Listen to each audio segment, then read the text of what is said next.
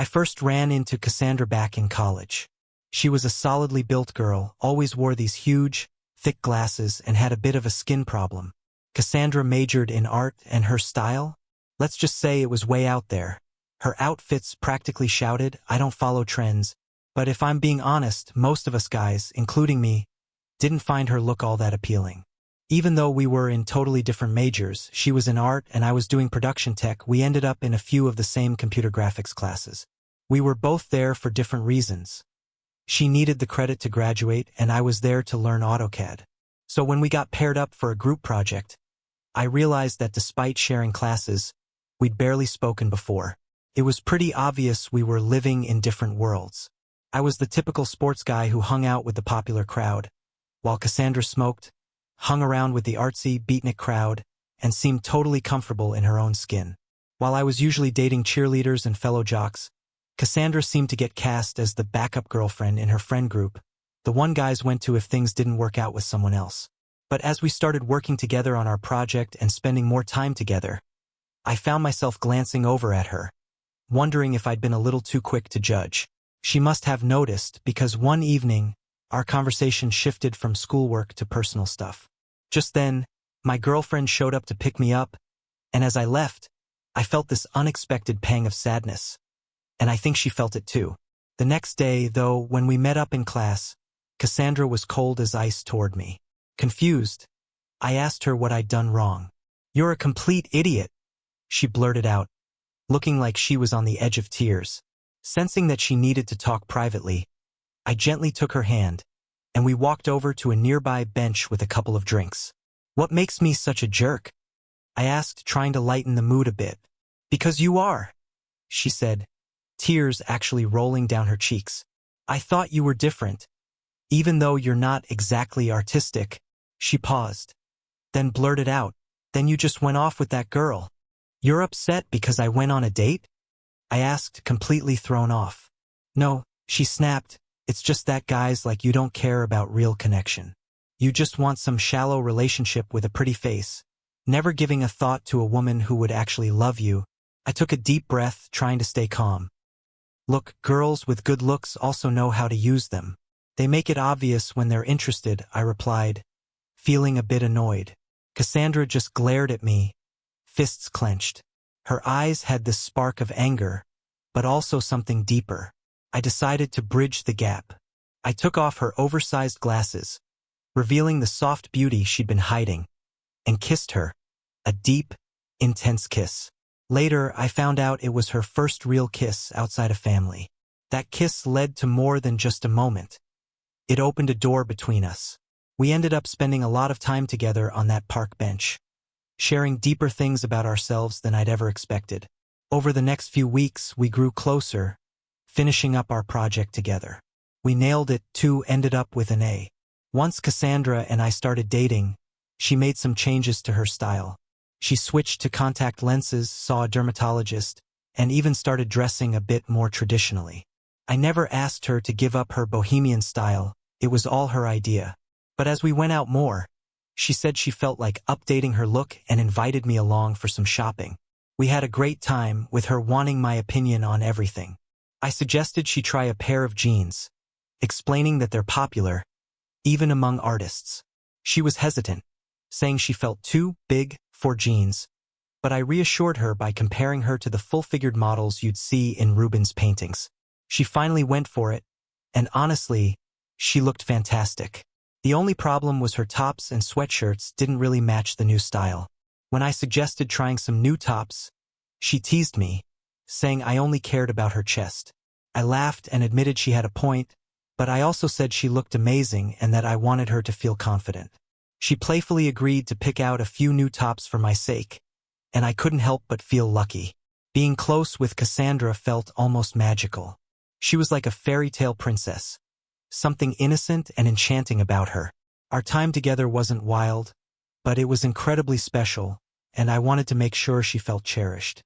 As her first real boyfriend, I wanted every moment to be memorable.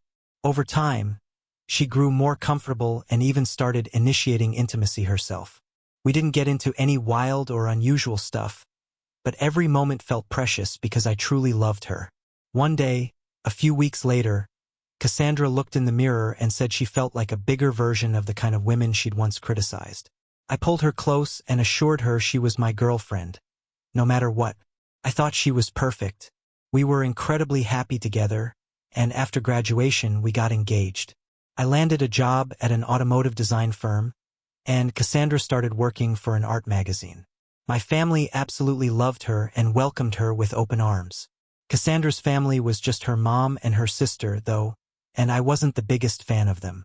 At our engagement party, I overheard her sister saying I was too conventional and might end up stifling Cassandra's creative side. Even though Cassandra looked thrilled, her mom whispered to her sister that we were only getting married because Cassandra was probably pregnant and that it wouldn't last. But we were determined to prove them wrong. We loved each other deeply and were genuinely happy.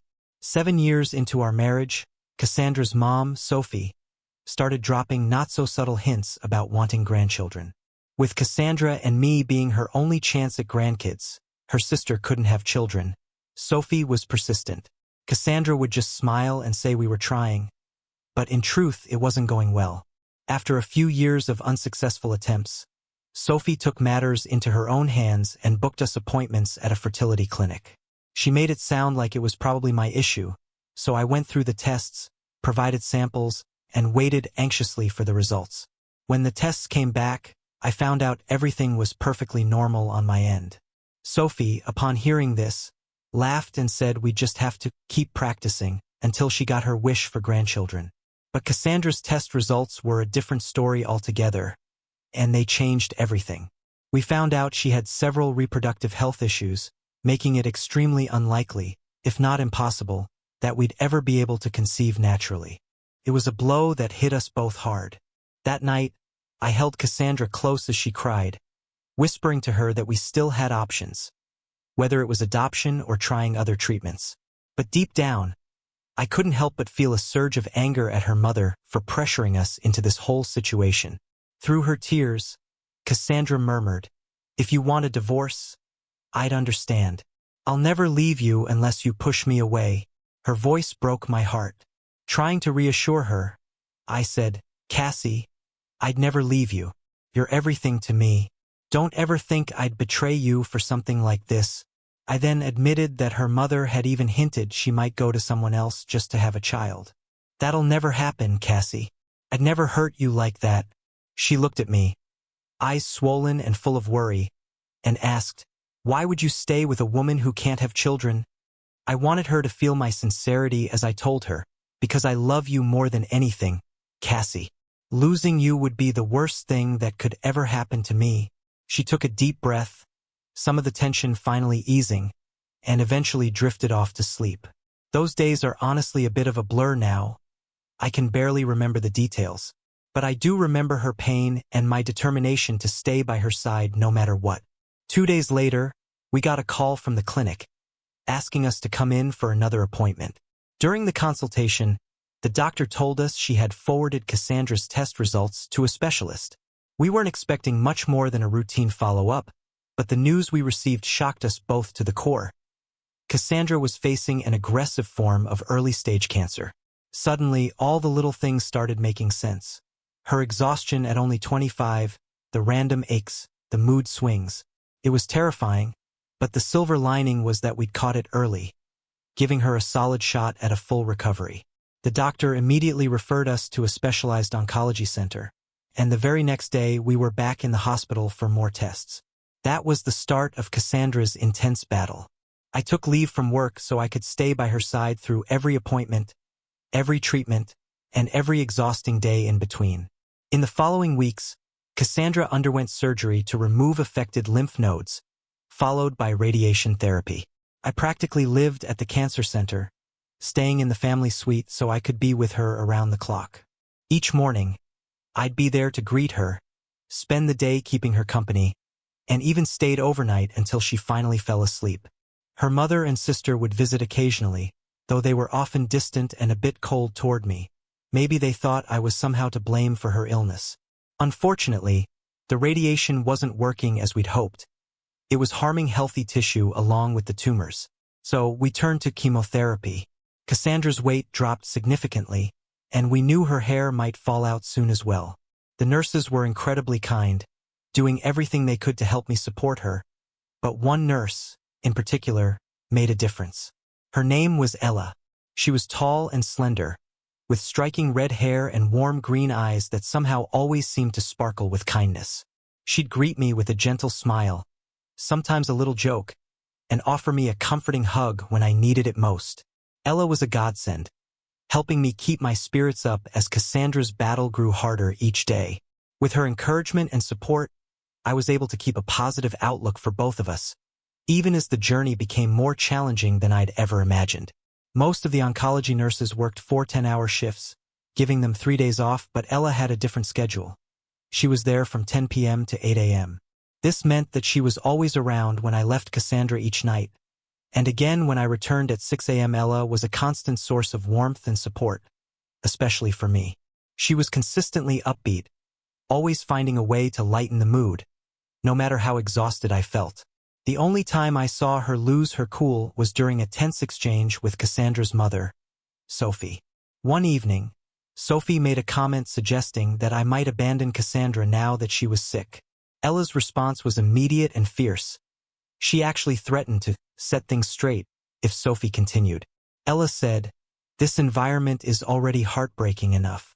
Too many patients in this ward hardly see their loved ones because people avoid them, thinking it might be contagious." Then she looked right at Sophie and went on to emphasize the constant support I'd given Cassandra. "Where were you," Ella asked Sophie, "when he helped Cassandra with every difficult, embarrassing moment, like needing help in the restroom? Were you there when she lost her hair, and he shaved his own head to match her bald scalp?" Ella chuckled, recalling my shiny, bare scalp, and added, "Did you see how he helped bathe her, keeping her dignity intact? Or how he's given up every last bit of his vacation time and is now drowning in debt because insurance won't cover this treatment?" As she pointed her finger at Sophie, Ella finished with, "Every single day.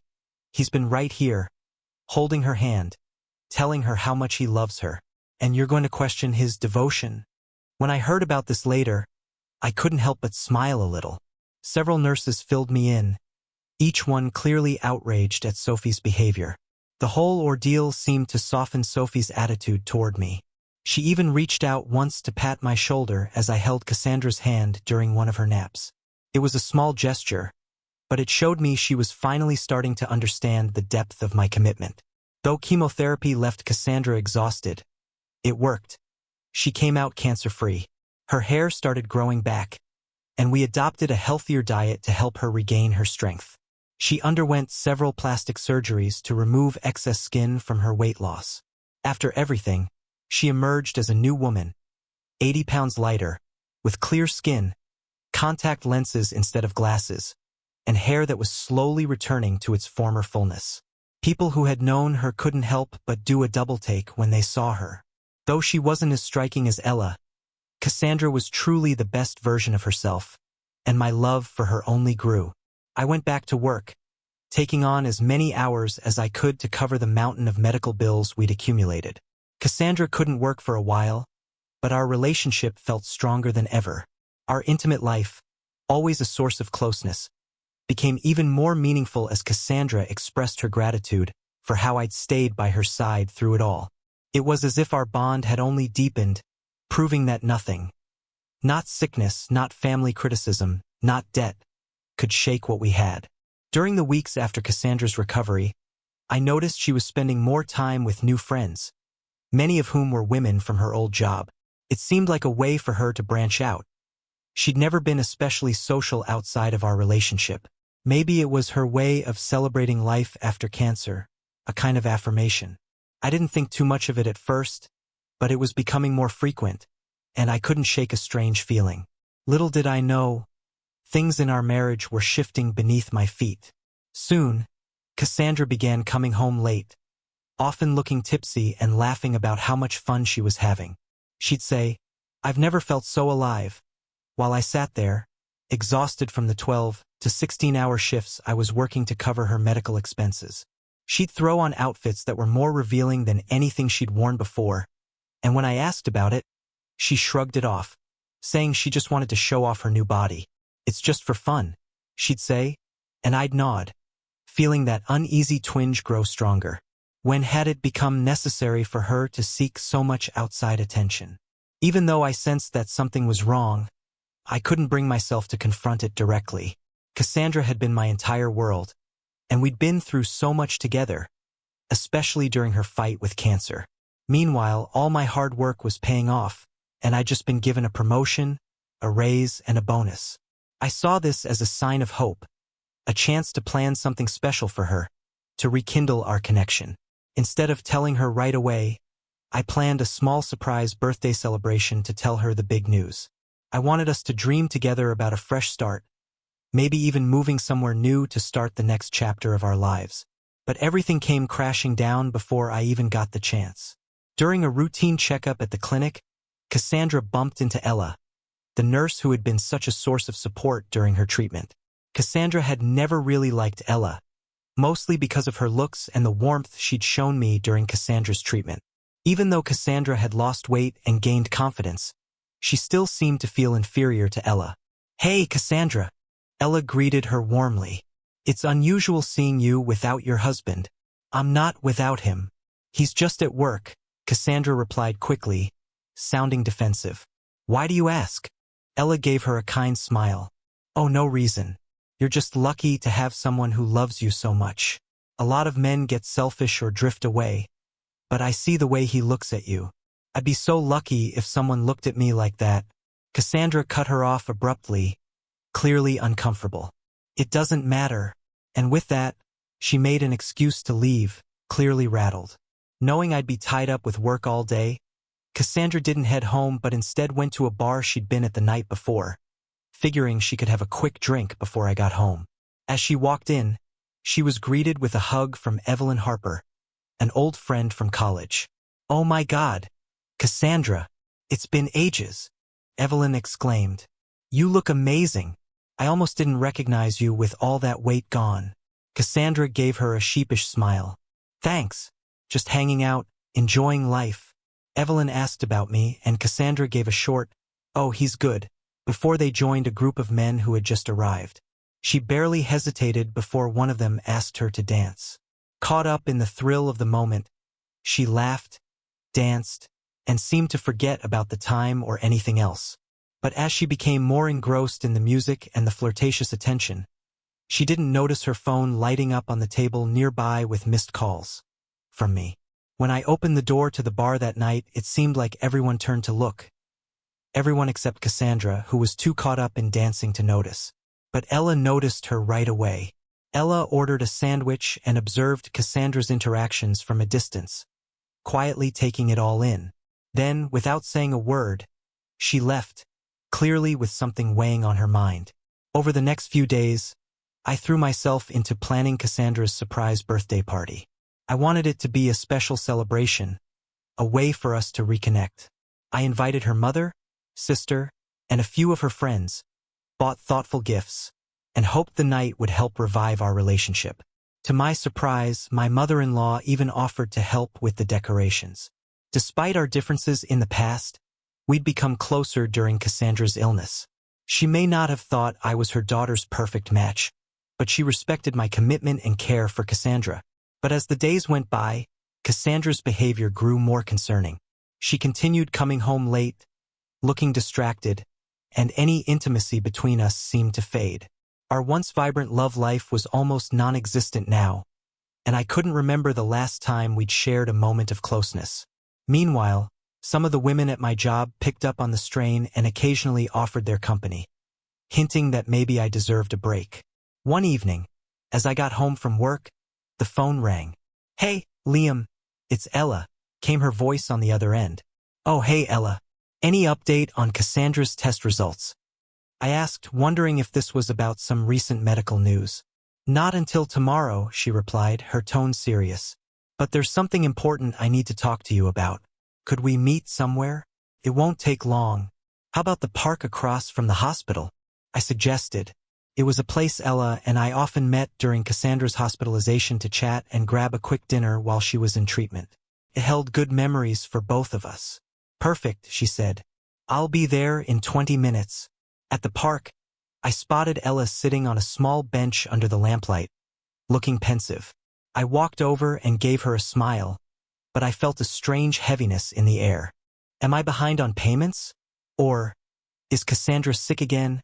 I asked, worried about what could be so urgent. Ella looked at me with a mixture of sympathy and regret. Yes, she's unwell. But it's not her health we need to talk about. She took a deep breath and hesitated before saying, Liam, I've seen her around lately, and I don't know how to say this, but it seems like she might be unfaithful.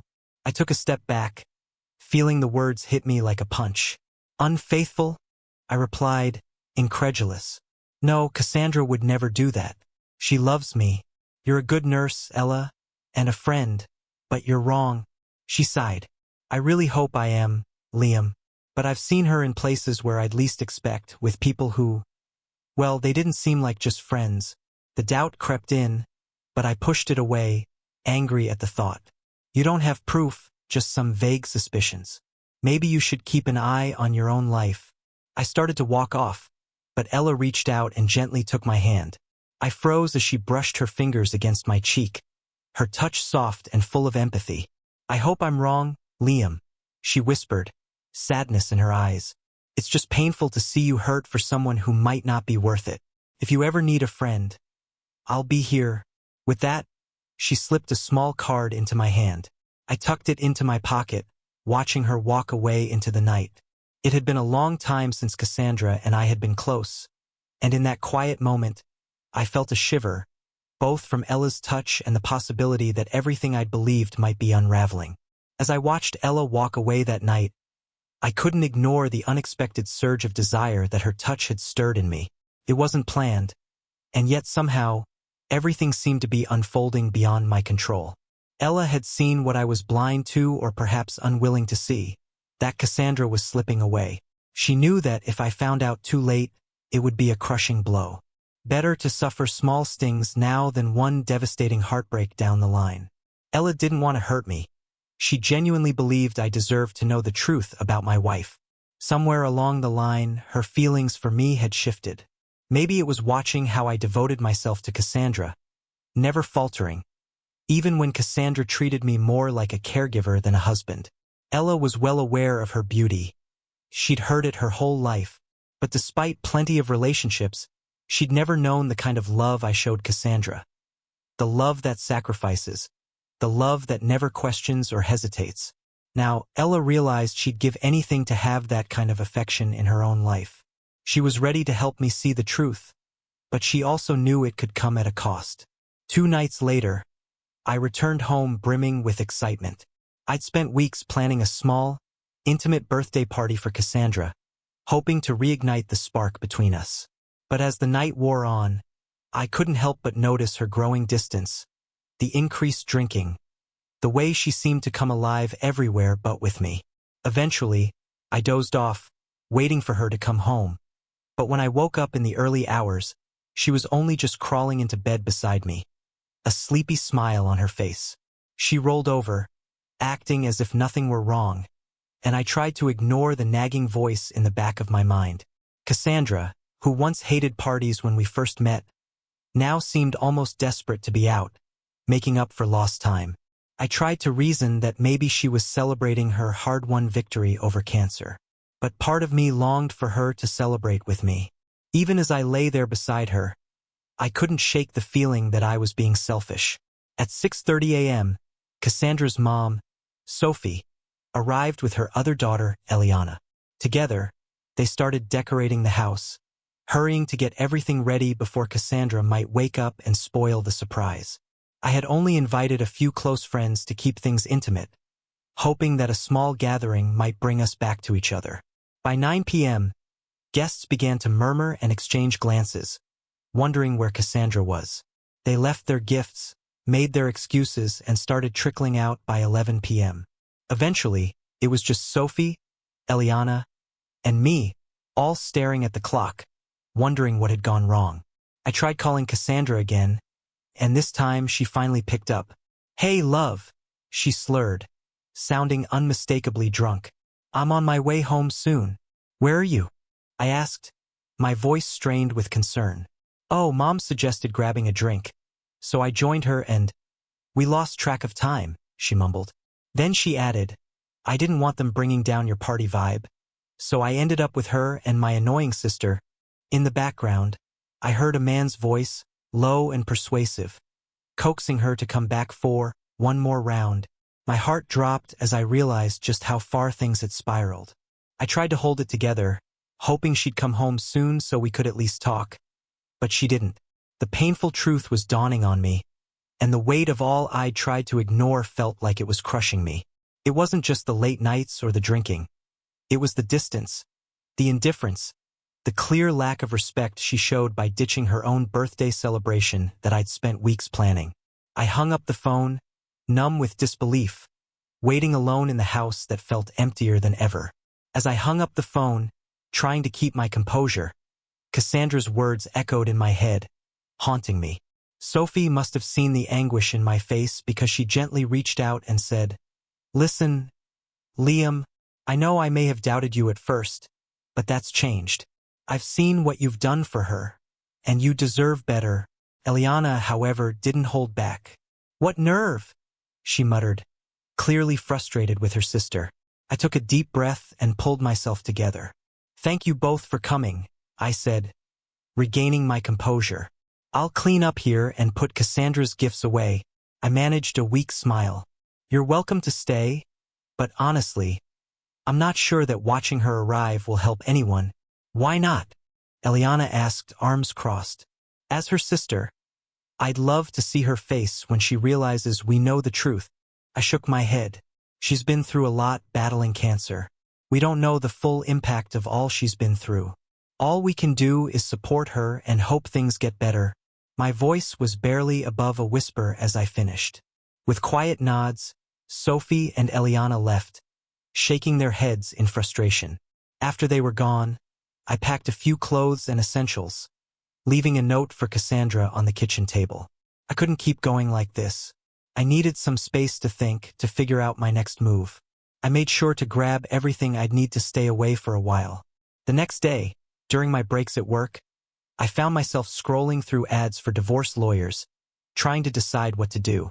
I hadn't made any calls yet, just trying to process everything. My coworkers must have thought I had a cold or flu because I kept to myself, barely saying a word. Cassandra tried reaching out to me, but I didn't respond. This became my routine for 3 days. Work, motel, sleep, repeat. On the third day, as I walked out of the office, I was surprised to see Ella sitting on the hood of my car, her eyes red and filled with tears. She hopped off and approached me. Why didn't you call me? She asked, her voice filled with concern and frustration. I stood silent, meeting her gaze. At that moment, the emotional wall I'd built finally crumbled, and tears started streaming down my face. Everything you warned me about was true, I admitted, my voice barely a whisper. Without hesitation, Ella pulled me into a hug, and despite the pain I felt, I couldn't ignore the unexpected warmth of her embrace. I felt a pang of desire, even though I knew it was wrong. She held me tightly and whispered, I never wanted to hurt you, Liam. Please, forgive me. Meanwhile, back at the apartment, Cassandra woke up, head pounding and her surroundings still in disarray. What day is it? She groaned, looking around at the mess. She frowned, muttering, Liam better clean up when he gets home. Where is he, anyway? A loud knock on the door made her wince. Who's knocking? She grumbled, stumbling over to the door. She peered through the peephole and sighed. It's just Mom, she mumbled, quickly throwing on a robe and opening the door. Sorry about the mess, Mom, she apologized. Liam seems to vanish into thin air these days with work, she added, shrugging. Sophie's face hardened as she stepped inside. Cassandra, where were you last night? And who were you with? She asked sharply, her tone accusatory. Her gaze shifted, taking in Cassandra's disheveled appearance. And those marks on your neck? Who gave those to you? Oh no, Cassandra muttered under her breath, touching her neck. Liam better not see this. Cassandra! Sophie's voice was firm. What's going on? I came here to check on you. But clearly, something is seriously wrong. Cassandra brushed it off. Nom. Please, can you make me some coffee? My head is killing me. Sophie hesitated, glancing at her daughter with a look of disappointment before reluctantly heading to the kitchen to make coffee. As Sophie handed Cassandra a cup of coffee, she looked her daughter square in the eyes. So, how did you cover up your lie that night? Cassandra blinked, feigning innocence. What lie, Mom? Sophie didn't let her off the hook. The lies you told your husband on your birthday. You said you were with me and your sister, but we were actually with Liam, decorating for the party he planned for you. Cassandra's eyes went wide with panic. I need to think of something to say before he comes back, she muttered, realizing the situation was slipping out of her control. Turning to her mother, she pleaded, Mom, you have to help me. Why should I? Sophie replied, her tone sharp. Please, Cassandra begged. I know I've messed up, but it wasn't serious. I just wanted to experience some things I missed out on when I was younger. She sighed deeply, seeming to reflect. Back then, I was overweight, the chubby friend no one desired.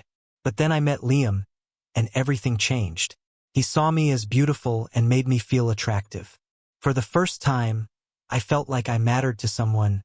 Her voice softened as she continued, almost as if she was convincing herself. But now, with the weight gone, men notice me and it feels exciting. I can flirt, have a little fun, and still come home to Liam. I'd never leave him because I love him. But the attention, it's thrilling. Sophie shook her head. And you always said Liam was average and dull. What about him? He's always at work, Mom. He'll never find out. Besides, if he's not willing to make time for me, maybe he should join in or risk losing me.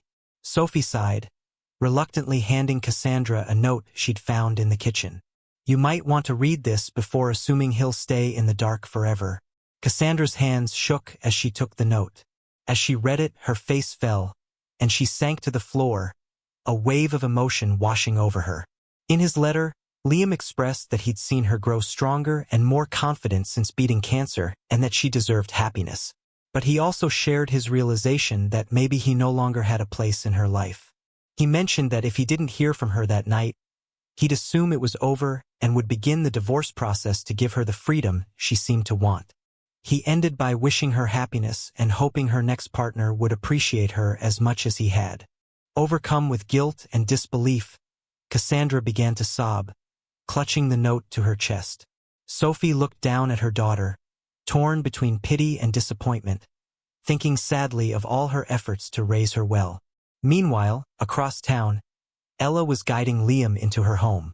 She opened the car door for him, helped him to his feet, and led him inside. Once he was settled on her sofa, she sat beside him, her hand resting gently on his shoulder.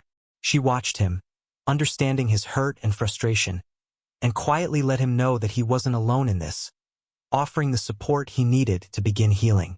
Liam had been on autopilot for days, just going through the motions, but now he'd finally hit rock bottom. Outwardly, he seemed calm, yet Ella could sense how broken he truly felt beneath the surface. She believed he had more strength than he realized. Watching him sink under the weight of betrayal, Ella silently resolved, I'm going to help him break free from this deceitful woman. Ella had hired a detective agency the previous week, wanting to know the full truth behind Cassandra's actions. She already knew about Liam's departure from their home and much more about Cassandra's behavior, but she held back on revealing those details. Right now, he wasn't ready to handle the full truth. Leaving Liam on the couch, Ella changed into something more comfortable and prepared a quiet dinner of steak and salad. Liam barely touched his food, just pushing it around on his plate, lost in thought. The silence stretched between them, but it felt necessary, allowing Liam to process everything without the pressure of conversation. After dinner, Ella noticed that Liam's phone had no new messages, a sign that Cassandra was likely too intoxicated to notice his absence yet. She took the opportunity to switch off his phone, knowing he needed a break from her attempts to contact him. Then she made a call to the hospital, informing them she'd be absent for personal reasons, and encouraged Liam to take a couple of days off too. At first, he hesitated, worried about finances, but Ella gently insisted, and he eventually agreed. She handed him a blanket and settled him on the couch, hugging him like he was fragile, pressing a gentle kiss to his forehead. "If you need me, I'm here," she assured him, pointing to her room upstairs. She knew he needed comfort but also space to process the enormous shift in his life. Meanwhile, across town, Cassandra was growing frantic as she tried calling Liam's phone over and over, growing more frustrated with each unanswered ring. She needed to explain herself and make things right. Despite her reckless behavior, she convinced herself that she didn't want a divorce and couldn't bear the thought of life without him.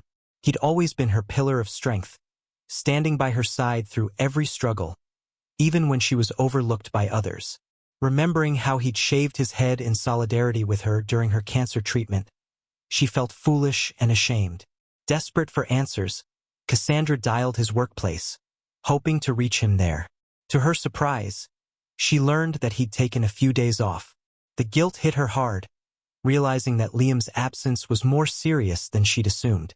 She had believed he was just upset, that a simple call and a bit of attention would be enough to calm him down and bring him back home.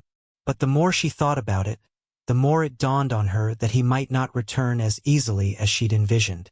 For the first time, she felt the full weight of her actions pressing down on her, realizing that mending things wouldn't be as simple as she'd hoped. Reflecting on the past few hours, Cassandra felt a wave of regret wash over her. She could hardly recognize herself. She had started off level-headed, confident in who she was, only to become the kind of girl she used to look down on in college. It had begun with a simple desire to enjoy herself and indulge in a bit of self-care. But somewhere along the way, things had spiraled out of control. The thrill she'd found with other men was nothing more than an illusion, one that had cost her the security and love she'd shared with Liam. Now, bitterly reflecting on those empty, drunken encounters, she realized how little they'd given her and how much they'd taken from her. Deep down, she dreaded facing whatever Liam might know and wondered what kind of forgiveness he might need to even consider moving forward. But the hardest part was that she wasn't sure she'd ever be able to forgive herself. She had become everything she once despised. Meanwhile, Ella had been quietly, steadily helping Liam regain his footing. She accompanied him to collect his things from the hotel, and at her insistence, they picked up some essentials before moving his belongings into her guest room. Ella encouraged him to talk, gently drawing him out, and soon they were sharing real conversations that offered him a release from his anguish. They carefully avoided discussing Cassandra altogether. When their 2-day break ended, Ella handed Liam his cell phone, watching as he scrolled through the dozens of missed calls from Cassandra. With a quiet resolve, he deleted every message without listening, his expression firm. Ella knew he'd eventually be all right, and the strength he was regaining showed in his every move. Back at work, Liam felt slightly better, though he was still uneasy. His co-workers had noticed Ella picking him up recently, sparking gossip that rippled through the office. "Who's the redhead in the Mustang?" his friend Dave asked, raising an eyebrow. Another colleague joked, "Liam's got a supermodel chauffeur now?" Liam chuckled, brushing it off. Ella's beauty was undeniable, but she'd been nothing but a supportive friend. Still, the cheerful facade slipped when someone insinuated he was having an affair with the mysterious redhead, unaware of the betrayal that had driven him to this point. As the workday ended, a security guard rushed into Liam's office, calling him urgently to the parking lot. Worried about his car, Liam hurried out, but he was unprepared for the scene waiting for him. Before he even reached the lot, he heard voices raised in argument. "What the hell are you doing on my husband's car? You homewrecker?" Cassandra's voice rang out, dripping with fury. Ella stood her ground, her voice sharp with frustration. "You abandoned him with your endless partying, and now you're acting like he's yours to claim. What are you even talking about?" Cassandra shot back, incredulous. "You disappeared into bars, betrayed him, and left him to pick up the pieces." Ella spat, her tone unwavering. The scene had drawn a crowd, and as security guards stepped in to separate the two, Liam pushed through, catching Ella's eye. He quietly guided her to her Mustang, telling her to go home and promising he'd be along soon. Then, he turned to the guards and firmly asked them to keep Cassandra there for at least 10 minutes, hoping for a few moments of calm before the inevitable confrontation. As Liam drove off, following Ella's car. He could still hear Cassandra's anguished cries echoing in his mind. Part of him felt the pull of years of love and memories, but the betrayal was too raw. Anger and sorrow surged within him, battling with the glimmer of affection he still held, but he kept driving, leaving her calls behind. Once at Ella's house, he knew he had to finally confront everything. The need for clarity was eating at him, and Ella sensed it. "What's your plan, Liam?" she asked gently. "I need to know the truth about my marriage," he replied, his voice steady.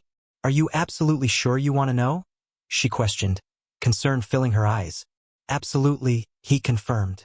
Ella sighed, clearly reluctant, before retrieving a large envelope from her office and setting it on the table. "Everything you need is in here," she said, though her tone was cautious. "But I'd urge you not to open it. This might give you closure, but it will come at a cost." Liam stared at the envelope, the weight of her words sinking in. "What's in it?" Ella took a breath.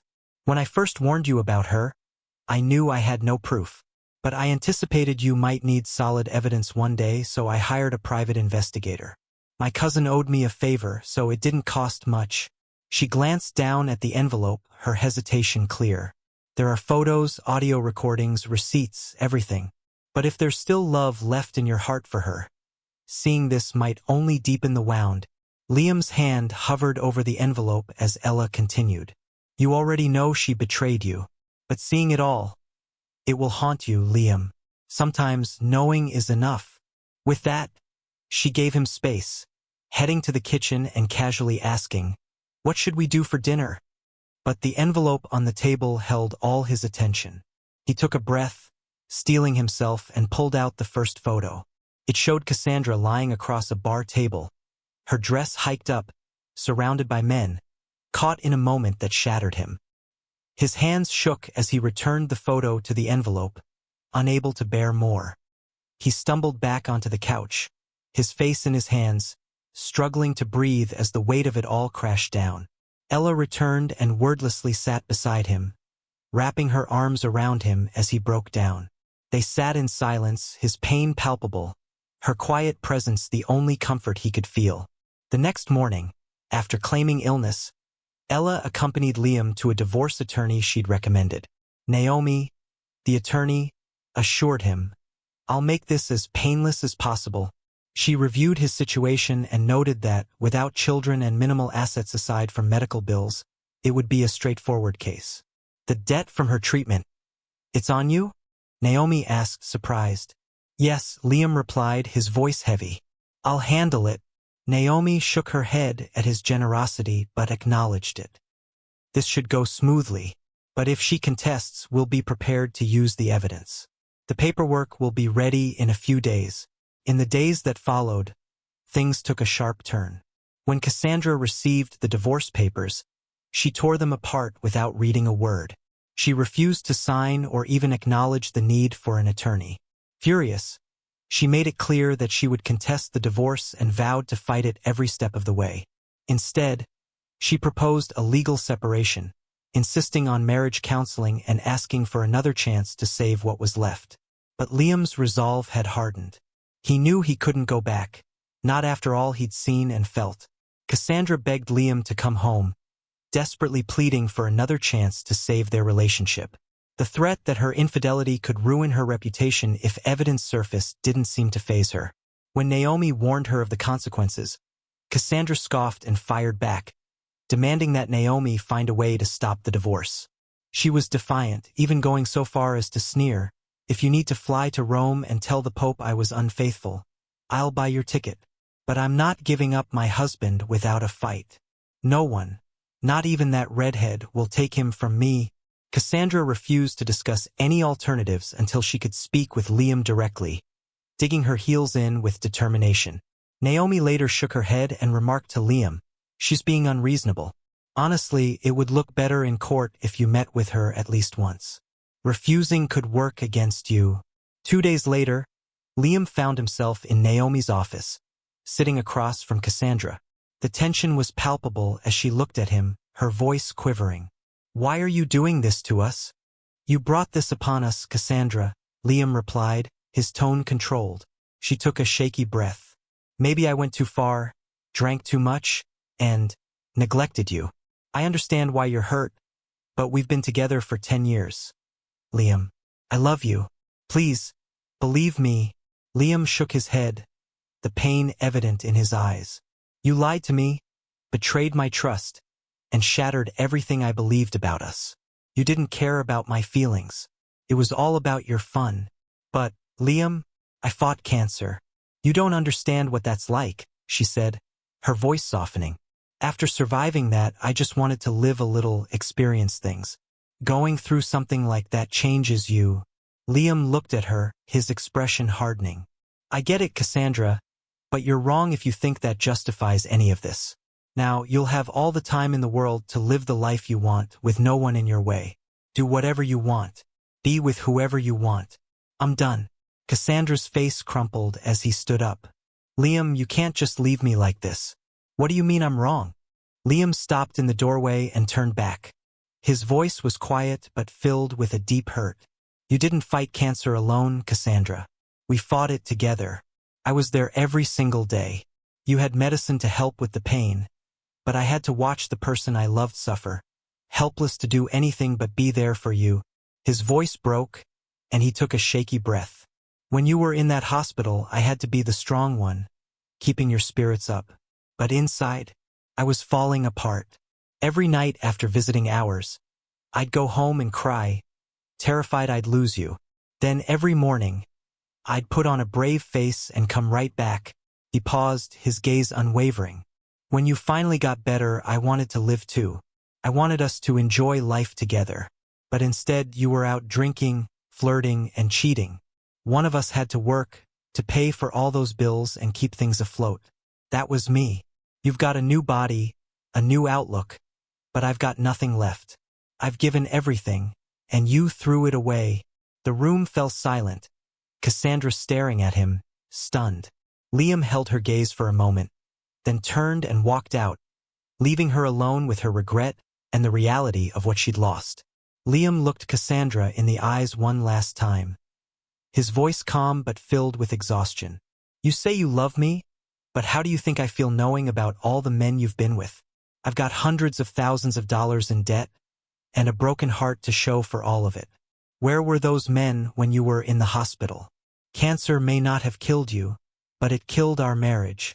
He paused, his voice barely a whisper. Or maybe it wasn't the cancer. Maybe it was just you. He set the divorce papers on the table in front of her. Sign the papers, Cassandra. I have nothing left to say. And with that, he turned and walked out, leaving her alone. Her face streaked with tears as she sat there in silence, feeling the weight of her choices settle heavily around her. Outside, Ella saw the distress etched on Liam's face. She knew he didn't need to talk about it, not right now. She simply held out the keys to her Mustang Cobra, a car Liam had always admired. Let's go home, she said softly. This divorce will happen whether she signs those papers or not. Liam nodded, but as he took the keys, he looked up at Ella. Can we take a drive first? Ella smiled, a glimmer of understanding in her eyes. No, she replied gently. There's plenty of time for that. Right now, you need to rest and get some food in you. When they arrived at Ella's house, Liam glanced back at the car, feeling an unexpected wave of gratitude for the quiet stability Ella offered him. Inside, she shrugged off her coat, letting it fall onto the floor, and walked slowly up the stairs, throwing him a playful smile over her shoulder. Unbuttoning her blouse as she climbed, she let it slip to the ground, leaving a trail of clothing behind her. By the time she reached the top, she had slipped off her tights, dangling them in her hand before disappearing into her bedroom. Watching her, Liam realized that despite everything he'd been through, he was still very much alive. With a new sense of urgency, he followed her up the stairs, gathering her clothes along the way, as if reclaiming something vital he'd lost. When he reached the landing, he found Ella waiting for him, her gaze warm and inviting.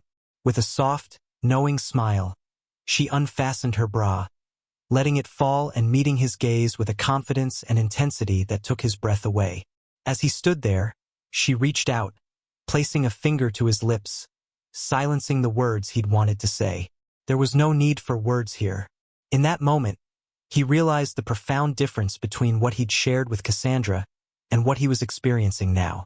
While Cassandra had been cautious, often guarded, Ella was fierce, fully present, and unapologetically passionate.